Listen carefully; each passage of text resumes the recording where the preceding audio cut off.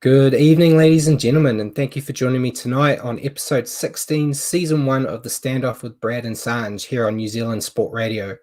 We're here live every Wednesday on Facebook throughout the season. Unfortunately, Sanj is unable to join us for personal reasons tonight, and he sends his apologies, so it means I'm riding solo. It was a disappointing week for some teams that are now out of the playoff race, but I'm going to look forward to talking about it. Now, while we're live here on Wednesday evenings at 8 p.m, you can also catch us on our show via our podcast on iHeartRadio at your convenience. Just remember to search for New Zealand Sport Radio. As always, we're going to cover everything you need to know in the week that was rugby league, including our top stories of the week, a wrap-up of round 18, a preview of round 19, and news on rugby league from around the world, including the women's game. So tune in and get your rugby league news, and let's get into the top news stories. So my first story this week is Adam Fanua-Blake has actually requested a release from his contract with Manly, citing a desire to relocate out of Sydney with his young family. This year he was declared by his peers as one of the top props in the NRL and will have many suitors. And the Warriors have actually been rumoured as a contender for a signature, and what I think would be a great signing. And Warriors are one of the teams outside of Sydney that actually have the cap room to make way for him. So it's kind of a watch the space at the moment because the news came out basically this morning. So it'd be interesting to see where he goes, but he'll be a welcome addition to any side. So hopefully we'll have some more news on that next week. Next up on the news here is the State of Origin venues have been announced. We got Game 1 is on the 4th of November at the Adelaide Oval. Game 2 is at ANZ Stadium in Sydney, and then Game 3 is on the 18th of November in Suncorp Stadium. The Women's State of Origin has also been announced on the 13th of November at Sunshine Coast Stadium. So it's good to see some venues all named up, and should be some good games in November. All going to be on Sky Sport in New Zealand, and it's going to be an interesting situation because the State of Origin teams, I think they're going to have a team list of 30 players, and they're going to go into their own individual bubble, much like we're seeing with the NRL now. And be interesting to see if any teams decide that, or any players, decide to go and pull out of Origin. It's such a big game, so I don't see too many doing it, but there's been rumors that some players aren't interested in extending their stay away from their families. But yeah, looking forward to some State of Origin. Hopefully my Queensland team can get over Sanjay's New South Wales this year. Also on the news front, we've got interviews starting this week for the Brisbane Broncos head coach role. Still seems to be between Kevin Walters and Paul Green. And Broncos captain Alex Glenn's actually come out this week and said he wants a seat at the table so he can voice his opinion and the opinion of the players on who they think should take the role. And it's going to be interesting to see what happens there. It depends who you talk to on who's going to get it. There's a lot of people angling for Walters, and there's a lot of people that expect it to be Paul Green.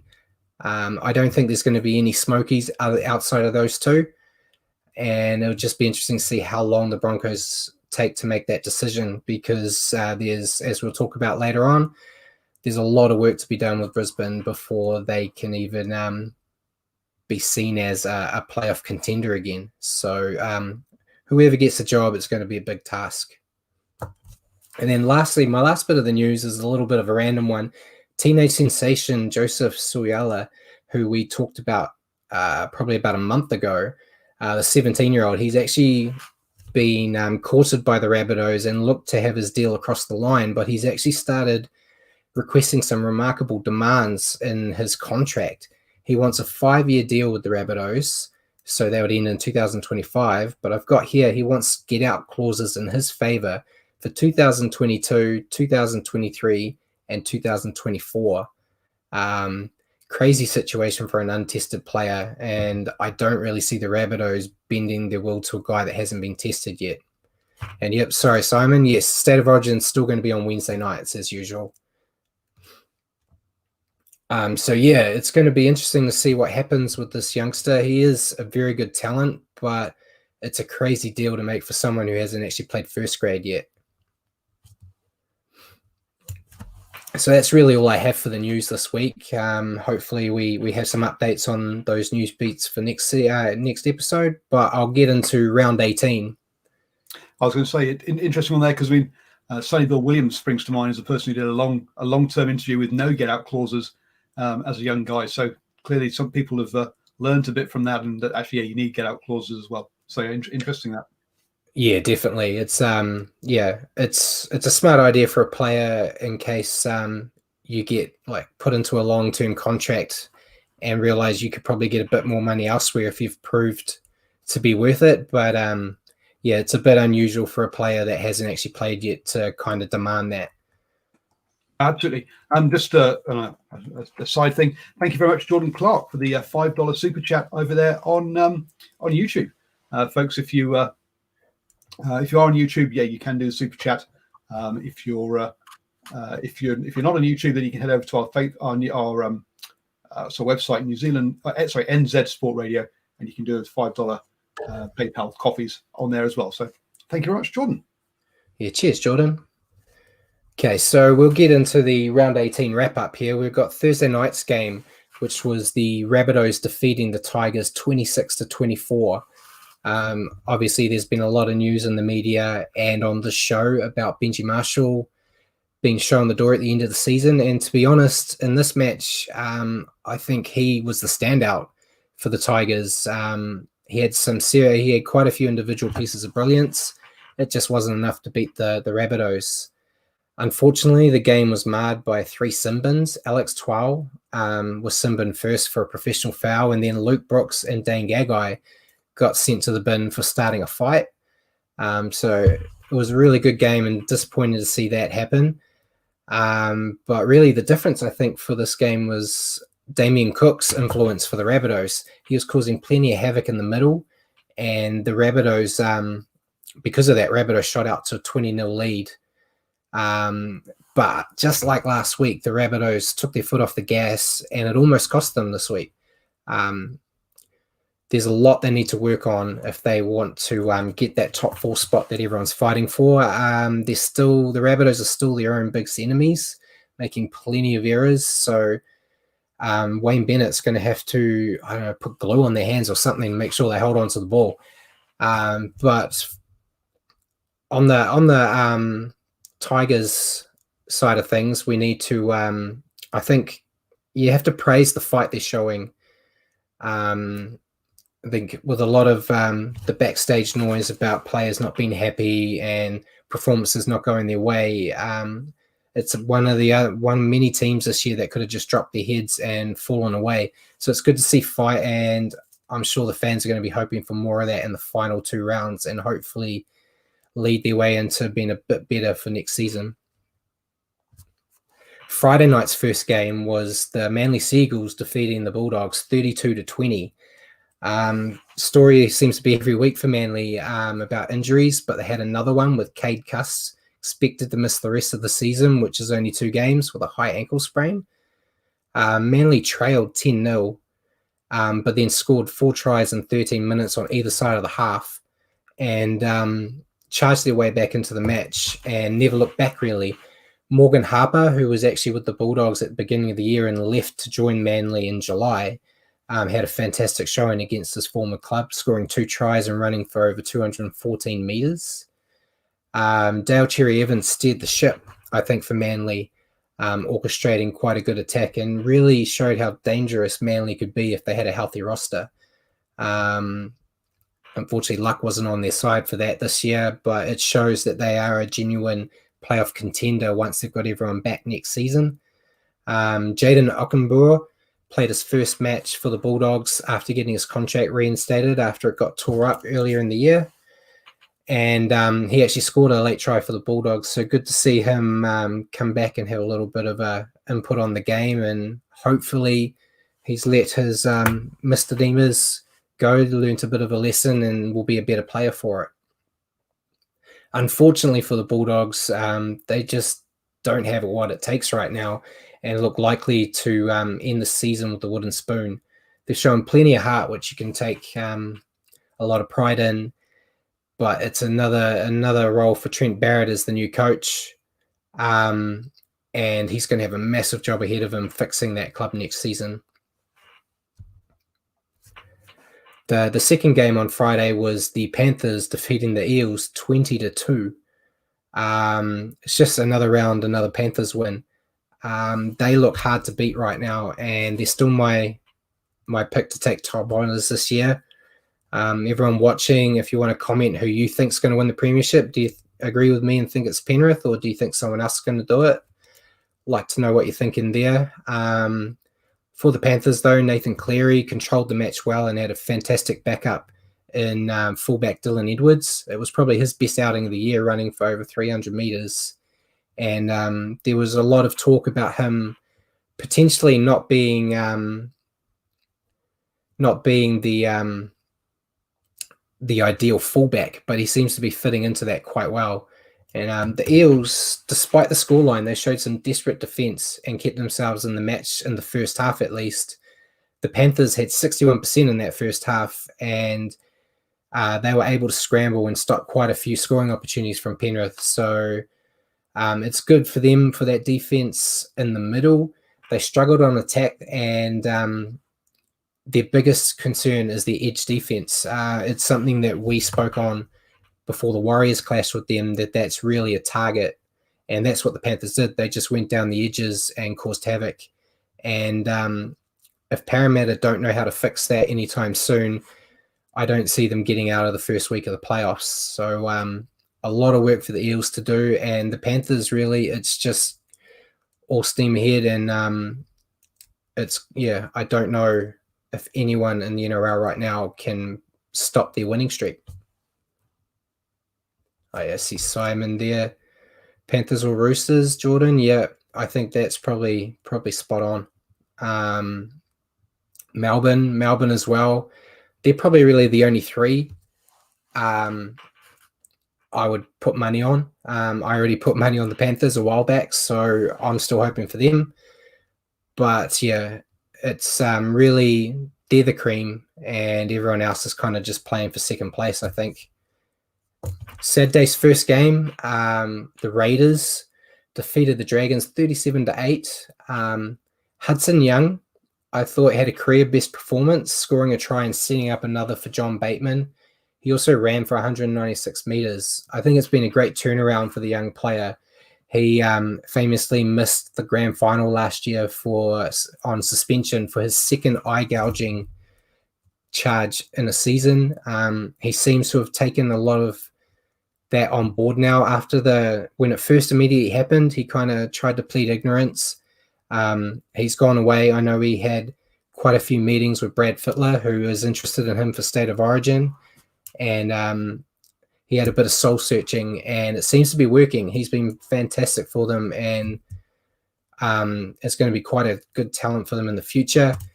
On the other side of things, Jack Whiten, I think, was the Raiders' best back, scoring 2 tries and 7 tackle breaks. He's really been a standout for the Raiders in probably the last 6-7 weeks, coming back. And he's just such a dynamic threat in attack. For a big-bodied half, he's just causing trouble all over the place. And I think if the Raiders do want to go far in playoffs, they're going to have to focus a lot of their attack through him. They are building, and they still have a shot at the top 4. All depends on this week's game. Really, they need to beat the Warriors and beat them well to cement a place in the top 4. Dragons, unfortunately for them, their only bright spot was the effort from their rookie winger, Cody Ramsey. He actually scored a try with his first touch of the ball in the 17th minute in this game, scored a second one not that long after, and then had a third one disallowed before half-time. Dragons definitely have a talent on their hands, and it will give Dragon fans a lot of hope moving into the campaign next year if they can get him involved a lot more. The second game on Saturday saw the Titans defeating the Broncos 18-6. The horror season for the Broncos continues, and this was actually the first time in the Titans' history that they've defeated Brisbane twice in one season. The score being only 18-6 didn't really reflect the dominance the Titans had, and Ash Taylor, he really had a field day out there and looks to be enjoying football again, which is good to see because he missed some time last year. with a bit of mental health concerns. So it's good to see him turn it around. David Fifita was really the only highlight for the Broncos. And unfortunately, that's probably a highlight for the Titans as well, since he's going to be wearing their jersey next year. Gold Coast, I like what I see from the Gold Coast, and I think playoffs next season is almost guaranteed, in my opinion. I don't know how deep they'll go, but I think a top 8 finish you could safely put money on. I think really for the Broncos, unfortunately, their lack of confidence, they haven't won a game and it almost feels like forever. That lack of confidence shows through errors. They made plenty of errors, and I think, to be honest, all of them there will just be hoping that the season will be over sooner rather than later. I think they'd be very happy if it was just all over right now. It's not really much more we can say about this match other than it's good to see the Titans play some expansive football, and I'm going to look forward to seeing how they go next year. And yeah, can the Bulldogs win one more game? I really hope so. I think the Broncos, deservedly so, have been the worst team in the NRL this year.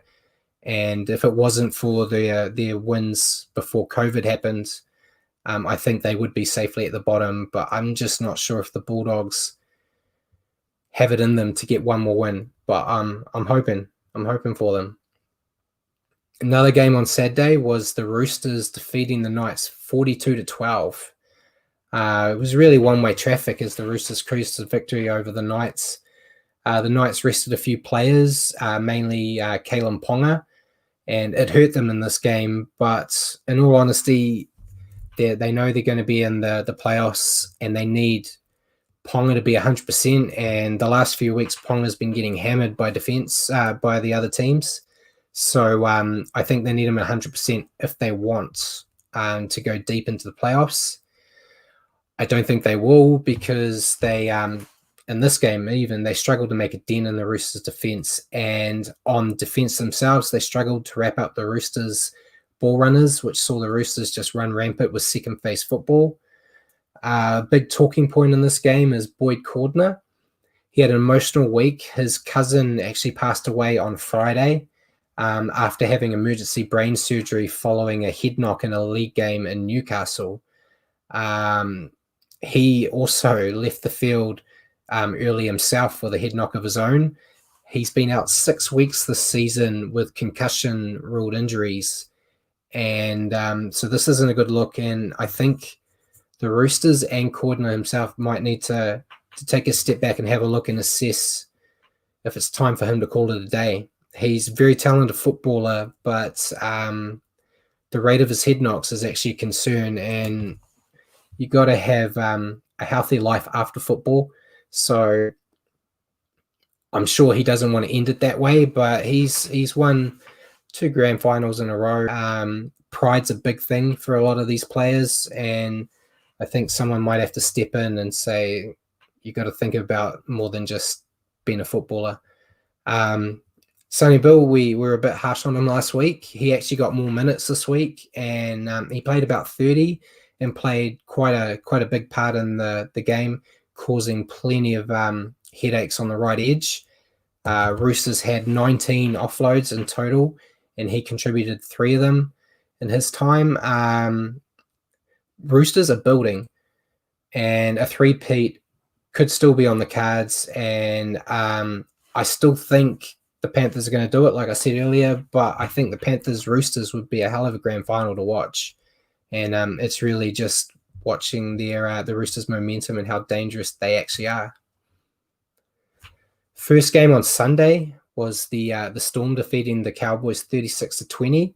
It was Cameron Munster's birthday, and he celebrated with 2 tries, and it was actually the Storm's 11th win in a row against the Cowboys. It's the old cliche, but the big boys at the front did the damage. Nelson Solomona, I think, had one of his top games for the Storm this year. Played over 150 games and still only 24. Your front rowers generally don't build in to their form until they're about 28, 29. So he's got meant to be getting a few years away from hitting his prime, which is scary for anyone that isn't a Storm fan. But yeah, it's again another top tier team that's building momentum as playoffs loom. Cowboys, unfortunately, their defense was their issue. But their newly acquired coach, Todd Payton, is quite capable of fixing defense, judging by how the Warriors have turned around this year. So I'm sure that's on his to-do list when he gets to move over there and have a go at being a full-time head coach. And I think brighter days could be in their future, judging by the flair on attack that they showed. Valentine Holmes, Scott Drinkwater, and their rookie Hamisi Tabau-Fidow look dangerous. It's really just getting the basics right, I think, will go a long way to making the Cowboys a bit more competitive. And Fidow is a star in the making, and if they can get him into open space more often than not, it's going to be hard to see anyone to be able to stop him from crossing that line. That leads to the last game of the round, which is the Warriors losing to the Sharks 22-14. It's hard to even describe it. It was a heartbreaking match for the Warriors. They're officially now out of the 8. This loss actually stopped playoff hopes for 3 teams, with the Manly and the Tigers still hoping that a Sharks loss here could give them a bit of a chance to sneak in. The Warriors, again, for the second week in a row, had a slow start. They were down 12-0. They did fight back and got to a 14-12 lead in the final 20 minutes, but the Sharks kept plugging away, and the Warriors actually looked a bit fatigued towards the end of the game. And once they showed a bit of fatigue, the Sharks started running out of dummy half, and the Warriors just couldn't keep up. Toby Rudolph actually scored basically you could say the match winner in the 73rd minute, and it was ironic that it was him that scored, given that he was going to be a Warrior next season, and then did a back switch, a little backflip, citing family reasons to stay with the Sharks. He's been quite strong for them this year, and I'm sure the Sharks will be very happy that he's sticking around. Sean Johnson, it was his first game in the NRL as a captain, and he was strong again. He added 2 more try assists to keep his NRL leading tally nice and healthy. I don't see anyone else getting past him this year. Warriors, I thought, were very valiant in this effort, but they would just be missing. They just missed too many opportunities. They gave away far too many penalties and made too many errors. Not sure if it was just a one-off or if it's the season that's been so hard for them this year. Maybe it's catching up to them the closer they get to the finish line. Maybe some of them just, I don't know, have their minds on other things. Don't want to obviously say that without any proof, but yeah, hopefully they've got 2 games left. They can put some big efforts in, and yeah. As you said there, Jordan, sad the season's over for them. I think throughout the week I've seen a lot of reporters were actually quite upset that the Warriors lost this game, because it's been quite a exciting story to follow. A team with so much against them still striving and still having a chance. If they had made the playoffs this year, it would have been a fantastic story to write about. On their effort, though, I thought Jack Murchie, Peter Hiku, to Harris, and Roger Tuivasa-Sheck had all big, strong showings. Jack Murchie has really come right the last few weeks. He had a few poor games back when he was regularly in the side and got dropped, but since he's come back in the side, he's been one of their strongest forwards. Shows quite a bit of attacking flair for a big unit. Loves to get up and try to catch kicks. So I'm excited to see what he does in the ongoing seasons with the Warriors. Peter Hiku did another one of his Hiku special passes. Very happy to see him still be sticking around for next year. And Roger, I think I read an interview with Todd Payton who said that he's been getting better and better the closer he's getting to getting home. He at the start of the season, he was a bit frustrated and out of his element, being away from his family and his young baby. But the closer he's getting to home, the stronger he's being, which is good to see. And I think he thoroughly deserves to come home as soon as he can. I know people were talking about where the Warriors out of the playoffs. Let him come home now. The problem is the flights to get back from Australia to New Zealand. If he tried to get out now, he couldn't actually get on a flight till after the Warriors' flight home after the season. So it's actually better for him just to stick around. If anyone was wondering why they're going to make them stick around. As we've said, they're not a chance at the playoffs, but I think they've played well above their weight. Their expectations this year were very low. A lot of the pundits across the ditch were talking about them being the wooden spoon, and it's good to see that hasn't happened. And I think the biggest thing they're going to need to do, and Nathan Brown is going to have to do, is make sure that all the hard work they've done this year flows into next season. Odds are they're going to be stuck in Australia for the whole season again next year, but they've got more time to prepare, more time to make sure everyone's families are over, so you don't have players wanting to come home. And makes me quite confident in next year. I think there's some good signs coming, some good players. If you can throw in Fanua Blake, if he decides to sign with them, that's another great addition. They could be a dangerous team. Before we go into the table, we'll just say on the Sharks, I don't think they have enough in the tank to last long in the playoffs, and I'm predicting them getting knocked out in the first round. So before we go into the table, Paul, I'll just talk about the picks. So Sanjay and I both made the same picks last week, and we got 7 from 8, with the only game we got wrong was the Warriors losing. So our totals, Sanjay is on 88 out of 120, and I'm on 94 out of 120. So 2 rounds to go, I'm fairly certain I'm going to take it out. But he tried, so that's good. So if we can bring up the table, Paul, we'll just have a quick look. Cheers for that. So it's all done and dusted. The top 8 are the 8 that are going into the playoffs. The only thing we can really discuss is what order they'll be in. So right now, the top 4 are the Panthers, the Storm, the Roosters, and the Eels. I think basically Panthers and Storm, I think, are locked in for first and second. I don't see the Storm getting past the Panthers there. The real battle is going to be for third and fourth, with the Roosters and Eels sitting there right now, with the Raiders, Rabbitohs, Knights, and Sharks sitting on the bottom half of the top 8. Raiders have a shot at getting into the 4. The Eels haven't really been performing that well. So I think they're probably the biggest bet to jump out of the top 4 when the Raiders go in. So I think Sharks will probably stay down in the 8th because their last 2 games are brutally tough, and I think the Knights don't have enough in them to sneak up. So I think really the only switch we're going to see there is the Eels and Raiders switching. So before I go into our predictions for next week, do we have any questions, Paul, from the crowd? Yeah, a couple of things. Jordan says, thoughts on Graham Ainsley's shake-up to change how the bunker will operate. Ironically, after a Sydney team fell victim, but not the Warriors.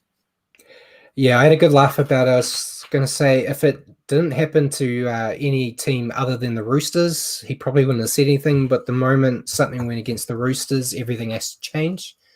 It is ironic, but changes do need to be made. So it's probably good that a team at the NRL probably have a little bit of favoritism against them, so things would actually happen. If it was just the Warriors or the Broncos or any of those teams that you would put towards the bottom, having things go against them would probably still have the same stuff. So I don't know exactly what he's going to do to shake it up. I know he had some ideas, but he hasn't really set anything in stone. I think from this week, there's going to be one referee in the bunker, and they used to have former players in there, and they've actually taken that out because they've deemed that it might be a conflict of interest for a person that was a former player sitting in there making decisions, potentially against a team he doesn't like. So, yeah, unfortunate it didn't happen a bit sooner, especially with some horrible calls against the Warriors earlier in the year, but at least it's getting looked at. You mentioned there that that the Warriors are probably going to be over in Australia again next year, and that they have more time having sort of to prepare for that. Do you think there might be the odd Australian-based player who thinks, actually, you know what, I'll have a 1-year contract with the Warriors. I don't have to move over to New Zealand. I can actually just live in Australia anyway. So you think there's perhaps 1 or 2 players they could pick up on a 1-year contract? I think so. I think that is another reason why the Fanua Blake signing could actually be a possibility, because right now you can say, join us. We're not going to be in New Zealand. Odds are they're going to be in Redcliffe in Queensland, because that's the home of their now feeder club. So I see them being there. So if he does just want to get out of Sydney, go to Queensland for a year, if he likes what he sees, stick with them and come back to New Zealand. Not sure, but yeah, I think a few players that are looking for a team might be more interested in the Warriors if they're stuck in Australia. Why not Tamworth? They should be in Tamworth for the next season. Actually, play all and have Tamworth as being actually their home ground. Not very big, I admit. Then one we talked about sort of very briefly after the show last week was that at the time with the Warriors sacking their head coach, a lot of us thought, hey, look, with the whole COVID thing, with the kind of all the issues that he had off the field, that it was harsh getting rid of him. Having seen how the Warriors have turned around their season and their performances since he's left, and they had the Todd Payton in charge, do you think actually in the end, in retrospect, it was a good idea to get rid of the head coach? Or do you still think that look, doing that kind of thing to a guy during the whole COVID and having all the issues he had to deal with was a tad harsh? Yeah, hindsight's a beautiful thing.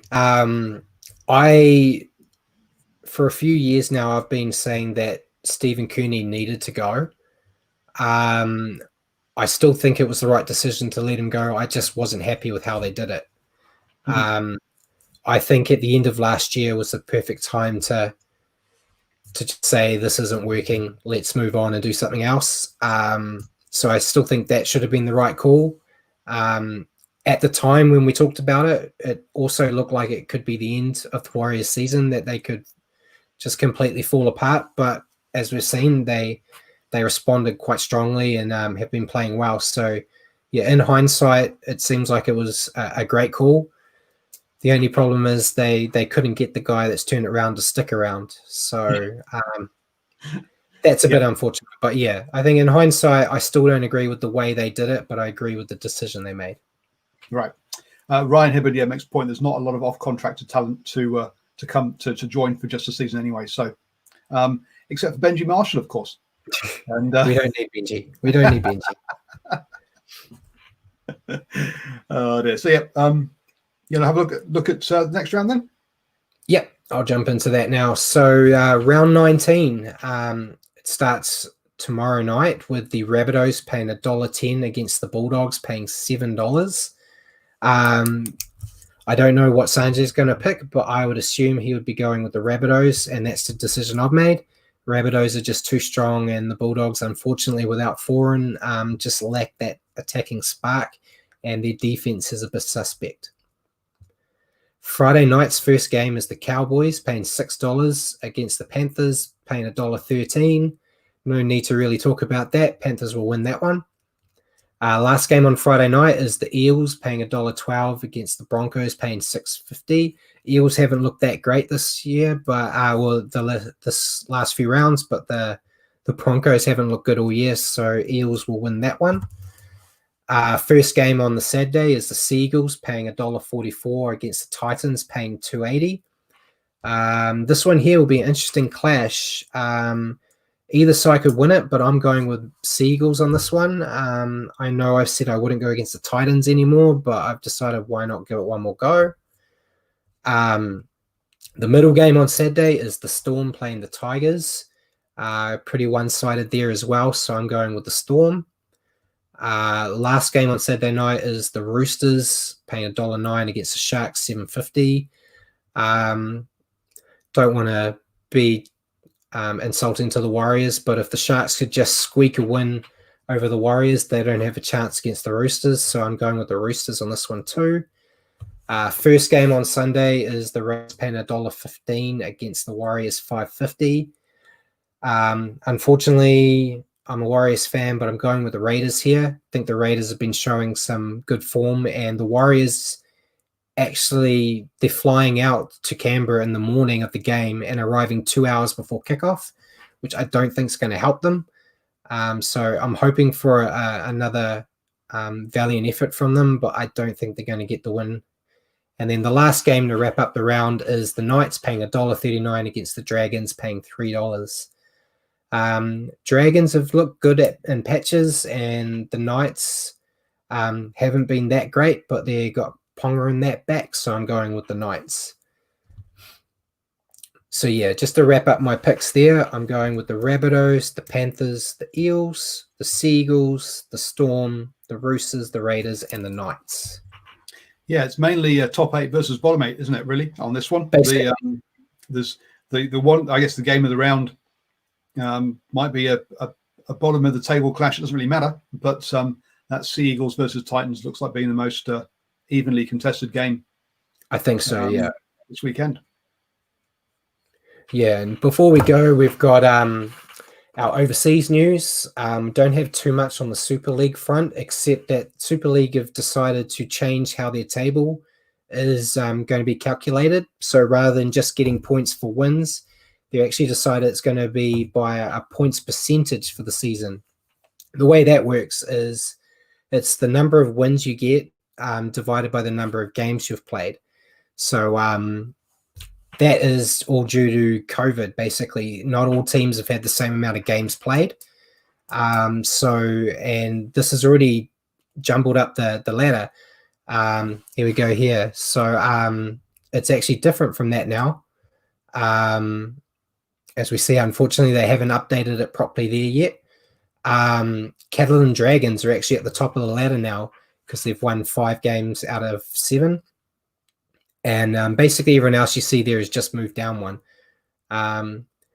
Be interesting to see. I understand it. I don't like it because my Wigan team's gone down, but understand that if you won all your games and you only played 6 and you're behind because someone got to play more, it's a bit unfair. It shouldn't really affect who's in the playoffs because all the teams are still around the same area. But yeah, interesting. I think they said the last time they had to do this was 96. So be interesting to see it. Hopefully we'll have a clearer idea of what they're actually doing for next week's show. And then I can't find any tables that actually have changed. But you can see why, can't you? Because of COVID, certain teams haven't been able to play their games. Exactly. No time to play those postponed games. Yeah, and I think they are putting a rule in where there's a minimum amount of games you have to play to make the playoffs. And yeah, like Simon said, there's no Super League this week, but Challenge Cup. So hopefully I can have some results for how the Challenge Cup went for next week's show. And then before we go, we'll talk about women news. We've actually got a little bit there. Ricky Henry has been announced as the new coach for the Kiwi Ferns. And flowing on from that, the Kiwi Ferns are celebrating their 25th anniversary this year by hosting Samoa in this year's only test at Mount Smart Stadium on the 7th of November. It's a double header with Tonga battling Niue as well. Going to be the only top-class rugby league played in New Zealand this year, so hopefully they get some good crowd. And hopefully I know last time the Kiwi Ferns played Samoa, they won quite handsomely, so hopefully it's more of the same in November. But yeah, it'd be good. I haven't got to go to a live game all year, so I'm definitely putting this in my calendar and I'm going to go watch it. And ladies and gentlemen, that's actually all we have tonight. So thank you for joining me, Paul. Thank you for your assistance without Sanjay here. And remember to, if you want your weekly update on rugby league, tune into the podcast here on Facebook or go to iHeartRadio and search for New Zealand Sport Radio. So thank you for being here with me tonight, and I'll talk to you all next week.